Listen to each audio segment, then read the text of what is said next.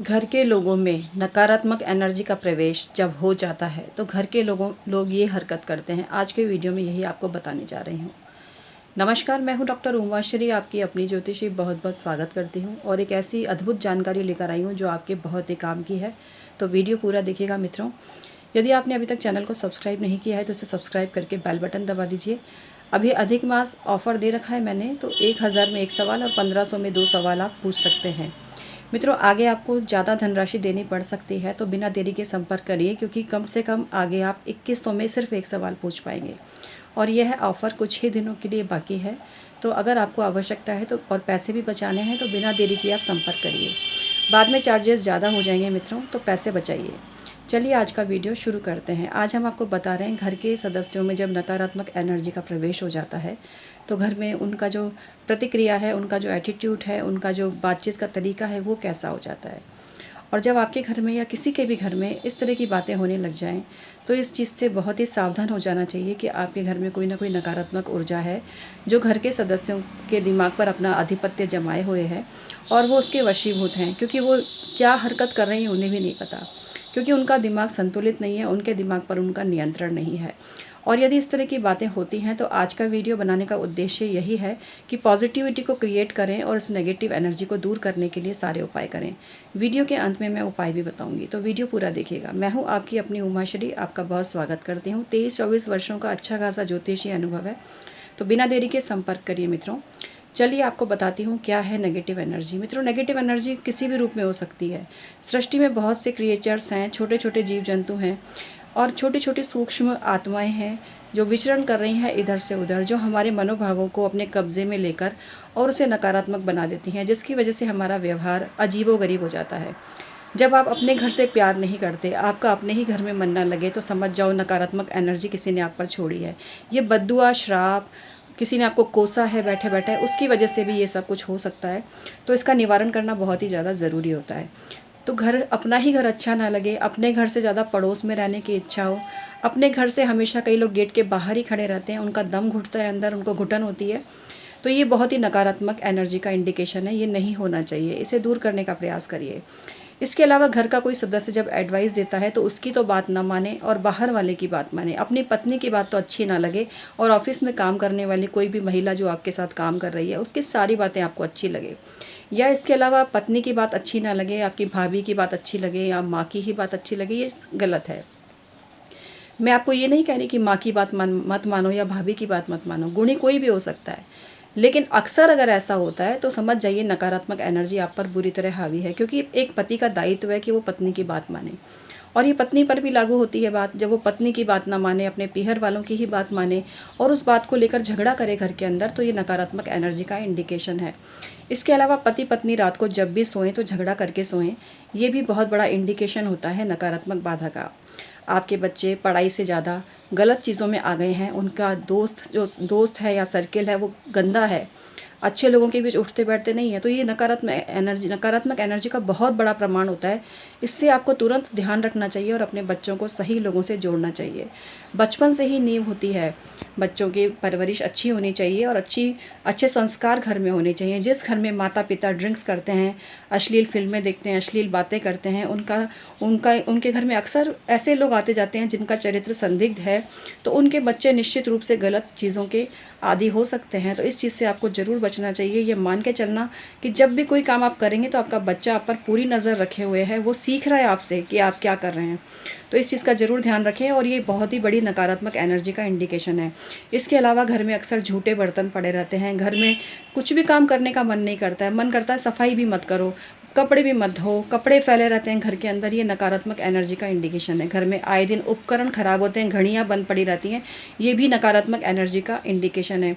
इसके अलावा बच्चे माँ बाप से जबान लड़ाएं, उनकी बात को काटें, बदतमीजी से जवाब दें, ये भी नकारात्मक एनर्जी का इंडिकेशन है।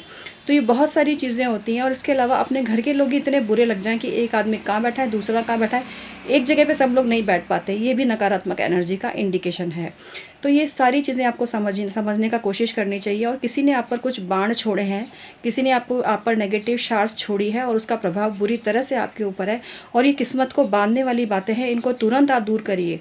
तुरंत आप दूर करिए तो फिर आपके जीवन में देखना कैसा बदलाव आएगा। इसके लिए 2-3 उपाय आपको बता रही हूँ जो कर लेना। एक तो घर में साफ-सफाई का पूरा ध्यान रखिए, पूरी साफ, चाहे मन नहीं कर रहा है तो भी करो और अपने हाथों से करो, अपने हाथ से पूरे घर को साफ करो। चाहे आपके घर में हेल्पर है, आप उनकी हेल्प लो, लेकिन थोड़ा टाइम खुद भी घर में लगाओ। घर औरत से बनता है, घर घर के सदस्यों से बनता है। दूसरों के भरोसे आपको अपने घर का, कई लोगों को सामान ही पता नहीं होता, अपनी मेड से पूछते हैं अरे चीनी कहाँ रखी है, अरे चाय की पत्ती। तो ये तो बहुत ही शर्मनाक बात है। और देखिए, मैं अपने विचार दे रही हूँ, आपको मानना है तो मानिए, नहीं मानना तो मत मानिए। आप कहेंगे भाई बड़ी आई हमें बताने वाली, हमें नहीं पता हमें क्या करना है। भाई देखिए, आपको जो करना है करिए, लेकिन आपके इस एटीट्यूड की वजह से मैं सच बोलना तो नहीं छोड़ सकती ना। भारतीय परिवारों की इज्जत इसीलिए है कि औरत अपने आप को समर्पित भाव से अपने घर में लगाती है। जब कोई औरत ये सोचती है कि मेरा तो कोई अस्तित्व भी नहीं है, मैं तो नौकरानी हूँ इस घर की, तो वो भी नेगेटिव एनर्जी का इंडिकेशन है। कोई औरत नौकरानी नहीं होती, वो महारानी ही होती है। लेकिन घर ऐसी चीज़ होती है जहाँ बार बार अपने इमोशंस को अभिव्यक्त करने की ज़रूरत नहीं होती है।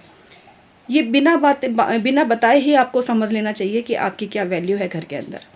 तो जब भी मन में ऐसे नकारात्मक विचार आएँ तो उन विचारों को साइड में करके घर में अपने आप को लगा दीजिए। घर के निर्माण में, घर को बनाने में आपकी बहुत बड़ी भूमिका है। आप अपने आप को घर में लगाइए। ये सारी चीज़ें जब आप ध्यान रखेंगे तो नेगेटिव एनर्जीज़ आपके घर में नहीं रुक पाएगी। अपने घर में सुबह शाम दिया बत्ती करें। अपने घर में नशे की चीज़ों का कभी सेवन ना करें। अगर घर के सदस्य इस बुरी आदत में पड़ गए हैं तो तुरंत आप परामर्श लेकर उसका निवारण कराएं, क्योंकि जितनी भी नेगेटिव एनर्जीज़ होती है वो नशे का आदी बनाती है लोगों को और बुरी चीज़ों की तरफ धकेलती है। ये सारी नेगेटिव एनर्जीज़ होती हैं, तो इनसे बचना चाहिए। घर में पूजा पाठ करें। रामायण जी के आप पाठ करवा सकते हैं, रामचरितमानस के पाठ करवा सकते हैं, सुंदरकांड के पाठ करवा सकते हैं। डेली आपके घर में दिया बत्ती करें, आप पूजा पाठ करें। घर में काले और हरे रंग के कपड़ों का प्रयोग थोड़ा कम करें। हरे फिर भी पहन सकते हैं, लेकिन जहाँ तक हो घर के अंदर महिला को लाल कलर, गुलाबी कलर, पीला रंग बहुत पहनना चाहिए। पुरुषों को सफ़ेद कलर और गुलाबी कलर बहुत ज़्यादा पहनना चाहिए। ऐसा करने से नेगेटिव एनर्जीज दूर होती है। ब्लैक टर्मोलिन का पेंडेंट पहने आप, उससे भी आपको फ़र्क पड़ेगा। फिटकरी डालकर आप उस पानी से पोछा लगवाएं और फिटकरी के पानी से ही आप स्नान करें तो आपको बहुत ज़्यादा लाभ होगा। घर में सुबह शाम दिया बत्ती जरूर करें। हनुमान बड़वानल स्तोत्र का पाठ करें। जिस घर में भाई भाई आपस में लड़ते हैं उसमें भी नकारात्मक एनर्जी होती है। हमेशा त्याग की भावना रखें, स्वार्थ को त्याग पर रखें। कुछ लोग कहते हैं स्वार्थी बन जाओ, मैं कहती हूँ स्वार्थी बनना अपने आप में बहुत नकारात्मक एनर्जी और अप्रोच है।